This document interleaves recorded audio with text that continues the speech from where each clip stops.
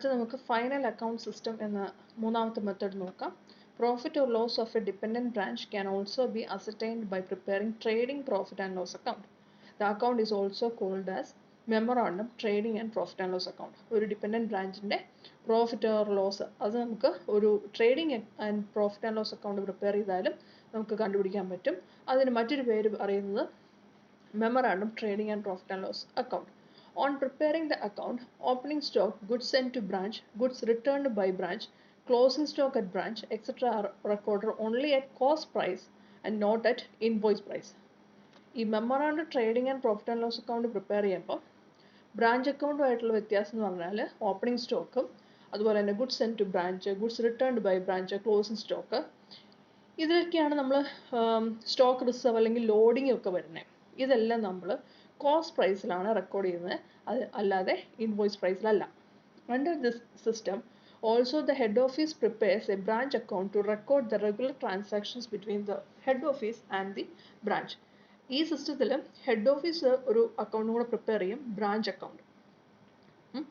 അതിൽ എന്തൊക്കെയാണ് ഹെഡ് ഓഫീസും ബ്രാഞ്ചും തമ്മിലുള്ള ട്രാൻസാക്ഷൻസ് ആണ് അതിൽ റെക്കോർഡ് ചെയ്യുന്നത്. But the branch account is only in the nature of a personal account from which we may get the amount of net assets at the branch.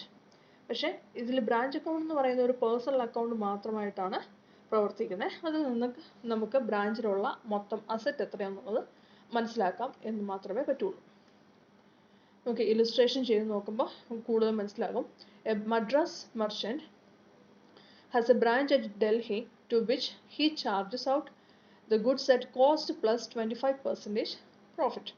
The Delhi branch keeps its own sales ledger and sends all cash received to the head office every day. All expenses are paid by the head office. Transactions of the branch were as follows. Stock at branch on opening date, invoice price 11,000. Debtors on opening date 100. Petty cash 100. Cash sales 2,650. Credit sales 23,950. Goods sent to branch at the invoice price 20,000. Collection from debtors 21,000. Goods returned to head office 300. Bad debts 300. Allowances to head customers 500. Bad debts 250. Bad debts 300. Allowances to customers 250. Returns inwards 500. Checks sent to branch rent 600. Wages 200. Salary and other expenses 900, total 1,700. Stock on closing date 13,000. Debtors on closing date 2,000. Petty cash including in miscellaneous income 25, not remitted 1,25,000. Prepare branch trading and profit and loss account and branch account for the year ending 31st December 2015. നമ്മൾ സാധാരണ trading account prepare ചെയ്യുന്നത് പോലെ തന്നെയാണ് ഓപ്പണിങ്ങിൽ വരുന്ന opening സ്റ്റോക്കാണ് വരുന്നത്. Opening stock സാധാരണ നമ്മൾ trading profit and loss account prepare ചെയ്യുമ്പോൾ ഓപ്പണിംഗ് സ്റ്റോക്ക് ആണല്ലോ. അപ്പോൾ അതിൻ്റെ അകത്ത് ഓപ്പണിംഗ് ഡെപ്റ്റേഴ്സോ അല്ലെങ്കിൽ പെറ്റി ക്യാഷിൻ്റെ ഓപ്പണിംഗ് ബാലൻസോ ഒന്നും വരത്തില്ല. അതൊക്കെ ബ്രാഞ്ച് അക്കൗണ്ടുമായി ബന്ധപ്പെട്ട കാര്യമാണ്. പക്ഷേ ട്രേഡിംഗ് അക്കൗണ്ട് നമ്മൾ സാധാരണ പ്രിപ്പയർ ചെയ്യുന്നത് എങ്ങനെയാണ്? Opening stock, purchases, direct expenses, ഇത്രയൊക്കെയാണ് നമ്മൾ ഡെബിറ്റ് ചെയ്യുന്നത്. ക്രെഡിറ്റ് ചെയ്യുന്നത് എന്തൊക്കെയാണ്? സെയിൽസും ക്ലോസിംഗ് സ്റ്റോക്കുമാണ് നമ്മൾ ക്രെഡിറ്റ് ചെയ്യുന്നത്. എന്ന് പറഞ്ഞ പോലെ തന്നെയാണ് ഇവിടെയും ചെയ്യുന്നത്. ഇവിടെ നമുക്ക് ഓപ്പണിംഗ് സ്റ്റോക്ക് അത് നമ്മൾ തിയറി പഠിച്ചപ്പോൾ നമ്മൾ പഠിച്ചിരുന്നു. ഇതെല്ലാം ഓപ്പണിംഗ് സ്റ്റോക്കും ഗുഡ്സ് സെൻഡ് ടു ബ്രാഞ്ചും സെയിൽസും ക്ലോസിംഗ് സ്റ്റോക്കും ഇത്രയും ലോഡിങ് വരുന്ന സംഭവങ്ങളാണ്. അതിലെല്ലാം നമ്മൾ ഏത് എമൗണ്ടിലാണ്, കോസ്റ്റ് പ്രൈസിലാണ് നമ്മൾ എൻ്റർ ചെയ്യുന്നത്. ഇവിടെ ഓപ്പണിംഗ് സ്റ്റോക്ക് തന്നിരിക്കുന്നത് 11,000. അത് ഇൻവോയ്സ് പ്രൈസിലാണെന്ന് പറഞ്ഞിട്ടുണ്ട്. നമുക്ക് കോസ്റ്റ് പ്രൈസ് മതി. കോസ്റ്റ് പ്രൈസ് കിട്ടാനായിട്ട് എന്താ ചെയ്യേണ്ടത്? 11,000 ആണ് ഇൻവോയ്സ് പ്രൈസ്. കോസ്റ്റ് പ്ലസ് 25% ആണ് ഇൻവോയ്സ് പ്രൈസ് എന്നാണ് പറഞ്ഞിരിക്കുന്നത്. അപ്പോൾ നമുക്ക് അത് കാൽക്കുലേറ്റ് ചെയ്യാനായിട്ട്, കോസ്റ്റ് പ്രൈസ് കണ്ടുപിടിക്കാനായിട്ട് എന്ത് ചെയ്യണം? പ്രോഫിറ്റിൻ്റെ എമൗണ്ട് കണ്ടുപിടിക്കുക. അതായത് ഓപ്പണിംഗ് സ്റ്റോക്ക് എടുക്കുകയാണെങ്കിൽ 11,000 ആണ്. കോസ്റ്റ് പ്ലസ് 25% എന്നാണ് പറഞ്ഞിരിക്കുന്നത്. ഇപ്പം 25 ഡിവൈഡ് ബൈ 125 നമുക്ക് ആൻസർ കിട്ടും 2,200 എന്ന്. ഇത് പ്രോഫിറ്റിൻ്റെ എമൗണ്ടാണ്. 11,000 നിന്ന് 2,200 കുറച്ച് കഴിഞ്ഞാൽ ബാക്കിയുള്ളതാണ് കോസ്റ്റ് പ്രൈസ്. അത് വേണം ഓപ്പണിംഗ് സ്റ്റോക്ക് ആയിട്ട് നമ്മൾ എൻ്റർ ചെയ്യാൻ. അതുകൊണ്ടാണ് ബ്രാക്കറ്റിൽ കാണിച്ചിരിക്കുന്നത് 11,000 മൈനസ് 2,200 ഇസ് 8,800. അതുപോലെ തന്നെ goods send to branch at invoice price 20,000. അതും ഇതുപോലെ തന്നെ 20,000ൻ്റെ 20,000 ഇൻറ്റു 25 by 125, അതായത് 4,000 കിട്ടും. 20,000 നിന്ന് 4,000 കുറച്ച് കഴിഞ്ഞാൽ ബാക്കി 16,000 കിട്ടും. അതിൽ നിന്ന് നമുക്ക് റിട്ടേൺസ് ഉണ്ട്.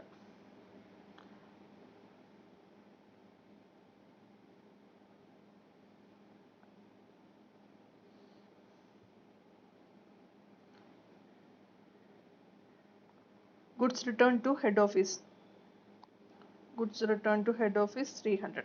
ആ എമൗണ്ടും നമ്മൾ കോസ്റ്റ് പ്രൈസ് തന്നെ വേണം കാണാനായിട്ട്. അതുകൊണ്ടാണ് 300 മൈനസ് 60 വന്നേക്കുന്നത്. അതായത് 300 ഇൻറ്റു 25 by 125 60 കിട്ടി. 300 നിന്ന് 60 മൈനസ് ചെയ്യുമ്പോൾ 240. ആ എമൗണ്ട് മാത്രമേ കുറയ്ക്കാൻ പാടുള്ളൂ. ബാലൻസ് 15,750. പിന്നെ സെയിൽസ് എടുക്കുക. സെയിൽസ് ക്യാഷ് സെയിൽസും ഉണ്ട്, ക്രെഡിറ്റ് സെയിൽസും ഉണ്ട്. ടോട്ടൽ സെയിൽസ് ആണ് നമ്മൾ ട്രേഡിംഗ് പ്രോഫിറ്റ് ആൻഡ് ലോസ് അക്കൗണ്ടിൽ എൻ്റർ ചെയ്തത്. ക്യാഷ് സെയിൽസും ക്രെഡിറ്റ് സെയിൽസും എഴുതാം. പിന്നെ എന്താണ് അതിൻ്റെ അകത്ത് നിന്ന് റിട്ടേൺസ് ഉണ്ട്. Return inwards 500. റിട്ടേൺ ഇൻവേർഡ്സ് അതായത് അത് നമ്മൾ കസ്റ്റമേഴ്സിന് കൊടുക്കുന്ന റിട്ടേൺസ്. കസ്റ്റമേഴ്സിന് കൊടുത്ത സാധനം കസ്റ്റമേഴ്സ് തിരിച്ചു തന്ന സാധനമാണ്. അതിൻ്റെ നമ്മൾ ലോഡിങ്ങോ ഒന്നും കാണേണ്ട കാര്യമില്ല. ആ 500 അതുപോലെ തന്നെ നമ്മൾ മൈനസ് ചെയ്താൽ മതി. അതിൽ നിന്ന് 26,100 കിട്ടും നമുക്ക് നെറ്റ് സെയിൽസ് ആയിട്ട്. പിന്നെ സ്റ്റോക്ക് ഓൺ ക്ലോസിംഗ് ഡേറ്റ് 13,000. അതിൻ്റെയും ലോഡിങ് കഴിഞ്ഞിട്ടുള്ള ബാക്കി എമൗണ്ട് വേണം നമ്മൾ ക്ലോസിംഗ് സ്റ്റോക്കായിട്ട് എഴുതാനായിട്ട്. പിന്നെ ഇനി എന്തെങ്കിലും ഐറ്റംസ് ട്രേഡിംഗ് അക്കൗണ്ട് വരുമോ എന്നുള്ളത് നോക്കാം. ഓപ്പണിംഗ് സ്റ്റോക്ക് നമ്മൾ എഴുതി. ഡെപ്റ്റേഴ്സ് വരില്ല, പെറ്റി ക്യാഷ് വരില്ല. ദെൻ ക്യാഷ് സെയിൽസും ക്രെഡിറ്റ് സെയിൽസും നമ്മൾ എഴുതി. Goods send to branch at invoice price എഴുതി. കളക്ഷൻ ഫ്രം ഡെപ്റ്റേഴ്സ് അത് നമ്മൾ ട്രേഡിംഗ് അക്കൗണ്ട് വരുന്നതല്ല. Goods returned to head office അത് നമ്മൾ എൻ്റർ ചെയ്തിട്ടുണ്ട്. Bad debts, allowances to customers ഇതൊന്നും ഡയറക്റ്റ് എക്സ്പെൻസ് അതല്ല. അത് ട്രേഡിങ്ങിൽ വരുന്നില്ല, പ്രോഫിറ്റ് ആൻഡ് ലോസ് അക്കൗണ്ടിൽ വരുന്നതാണ്. Then cheque send to branch, rent, wages, salary and other expenses. ഇവിടെ വേജസ് ഉണ്ട്. വേജസ് 200 rupees ഉണ്ട്. വേജസ് എന്ന് പറയുന്നത് ഒരു ഡയറക്റ്റ് എക്സ്പെൻസ് ആണ്. അത് നമ്മൾ ട്രേഡിങ്ങിൽ എഴുതേണ്ട കാര്യമാണ്. വേജസ് 200. പിന്നെ closing stock, closing debtors, closing petty cash, ആ 3 ഐറ്റവും. അതുപോലെ സാലറി, റെൻറ്റ് ഇതൊന്നും ട്രേഡിങ്ങിൽ വരുന്നതല്ല. വേജസ് മാത്രമേ ട്രേഡിംഗ് അക്കൗണ്ട് വരത്തുള്ളൂ. അത്ര എഴുതി കഴിഞ്ഞാൽ നമുക്ക് ബാലൻസ് ചെയ്യുമ്പോൾ ഗ്രോസ് പ്രോഫിറ്റ് കിട്ടും. ഗ്രോസ് പ്രോഫിറ്റ് സാധാരണ പോലെ തന്നെ ബ്രോഡ് ഡൗൺ ചെയ്ത് എഴുതുക. അതിനുശേഷം നമുക്ക് മറ്റ് എക്സ്പെൻസസ് നോക്കാം. Rent, salary, then allowances, bad debts.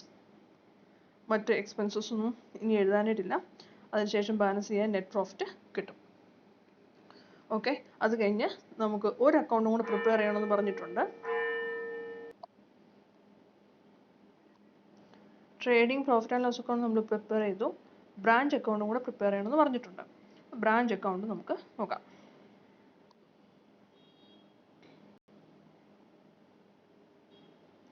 Branch അക്കൗണ്ടിൽ നമ്മൾ സാധാരണ ചെയ്യുന്നത് എന്തൊക്കെയാണ്?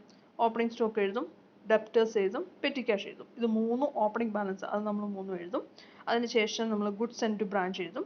ഗുഡ്സ് സെൻഡ് ടു ബ്രാഞ്ചും ഈ പറഞ്ഞ പോലെ 15,760 തന്നെ.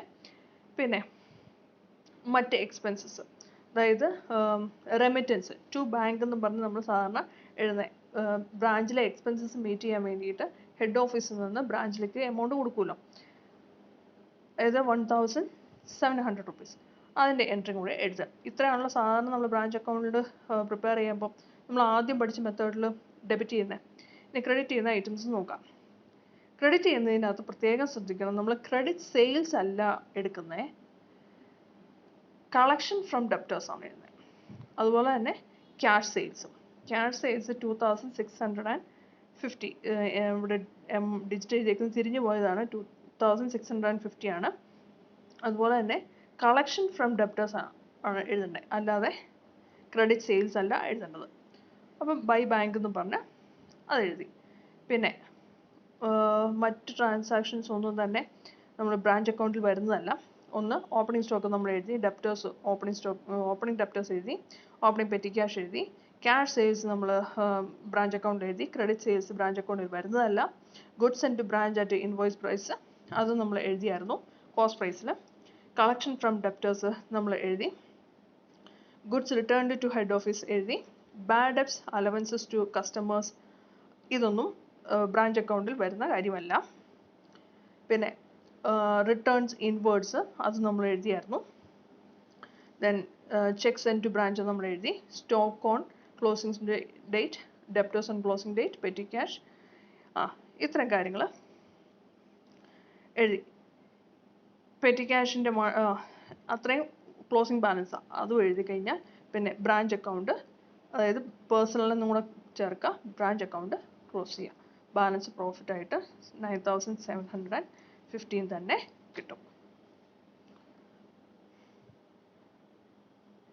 പിന്നെ ഒരു കാര്യം കൂടെ, നിങ്ങൾ ആ profit and loss account prepare ചെയ്തപ്പം മിസ്സലേനിയസ് ഇൻകം എന്ന് കണ്ടു. Petty cash including miscellaneous income ₹25 not remitted എന്ന് കാണിച്ചിട്ടുണ്ട്. അതിൻ്റെ അകത്ത് മിസ്സലേനിയസ് ഇൻകത്തിൻ്റെ ഒരു 25 rupees കൂടി ഉണ്ട്.